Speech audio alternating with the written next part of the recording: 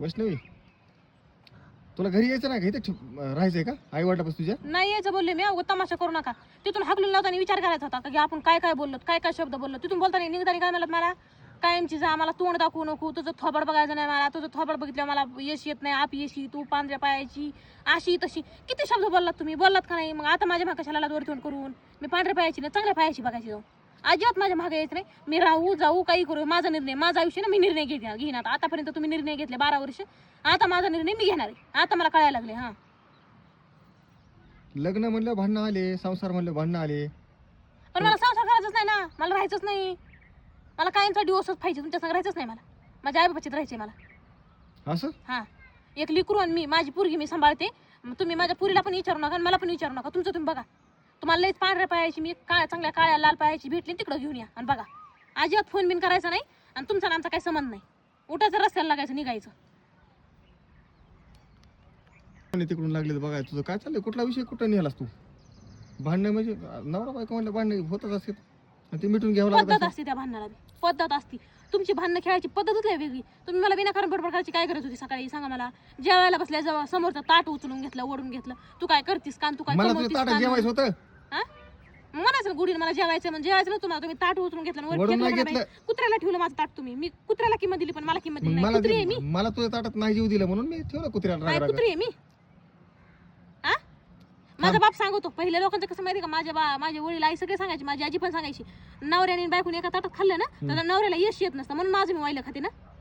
उगाच तमाशा मांडायची काय गरज होती? उठून जाण, तुझ्या का बापाच्या घरी आणलंस का निघून लग्न काय माझ्या बापाच्या घरी आणण्यासाठी केलं काय? जेवढं द्यायचं तेवढं दिलं ना माझ्या बापाने. ए, थांब. का मरेपर्यंत माझ्या बापाने जिम्मेदारी घेतली की तुम्हाला भाकरी घालून पुरवा, धान्य पुरवा. द्यायचं घ्यायचं नको सांगू मला. इकडे कशा म्हणलात मग तुझ्या बापाच्या घरून आणले काय? द्यायचं घ्यायचं सांगू नको मला. तुझ्या ताटात जेवायचं होतं, आपण दोघं नवरा बायको आहे. आणि माझं पोट भरत नाही तुझ्या ताटात नाही जेवल्यावर, त्याच्यामुळे जेवायचं होतं. पण तुम्ही तू लाडू नाही लावायची जेवून गरज नाही. तुम्ही सकाळी जशी बोलत ना तू शब्द, नाही जेवून ते दिलं. शब्द ना माझ्या असे नजरेसमोर माझा सामुकडा दिसतोय तुमचा. आणि मी सगळं माझ्या बापाला असेल. तुम्हाला घेऊन जायचं ना मला, माझ्या बापाकडे जा, माझ्या बापाला विचारा, ते उत्तर प्रश्न विचारतील, त्याचं उत्तर द्या, मग मला न्यायला या. तू नाही जेवून दिलं तर मग ठेवलं कुत्र्या पुढं, जा त्याचं तरी पोट भरण म्हणलं. आणि जा. तुला ना मला घाल कुत्र्याला, अशी गत झाली मग.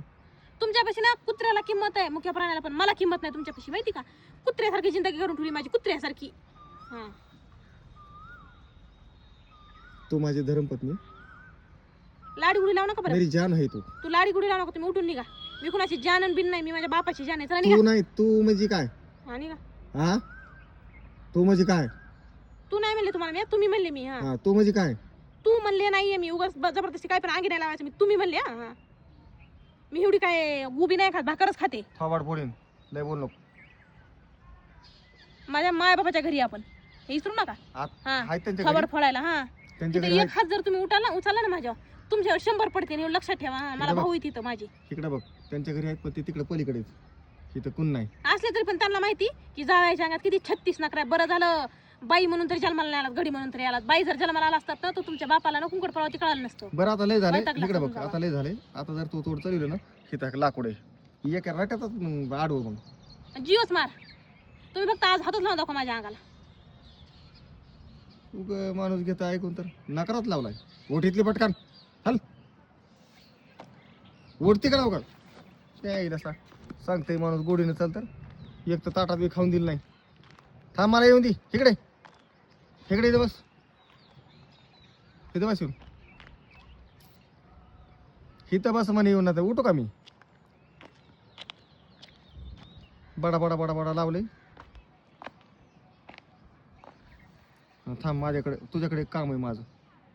आपल्याला जायची तिकडे, ते पाहुण्याने बोलवलंय. मी तुला बोलतोय, तुला बोलतोय आता. मी तुला बोलतोय. बोला ना, ऐकते ना. आता इथून गेलोत ना, तुझ्या पप्पाकडे जायचं, मस्त गप्पा मारायच्या. त्यांना म्हणायचं आमची भांडणं कधीच होत नाहीत, हां, आणि कधी होणार बी नाहीत. म्हणशील का असं? हां, काय म्हणशील? आमचे भांडणं कधीच होत नाही आणि आमचे भांडणं नव्हते झाले. मी तुम्हाला खोटं बोलले असं म्हणशील ना? हा, ते दांडा बघितलास का? नाही बोलते, खोटं बोलते. दांडा बघितला ना? शेर दांडा हा ना, बघितलास का? बघितला. हां, चला चल, निघ लगेच.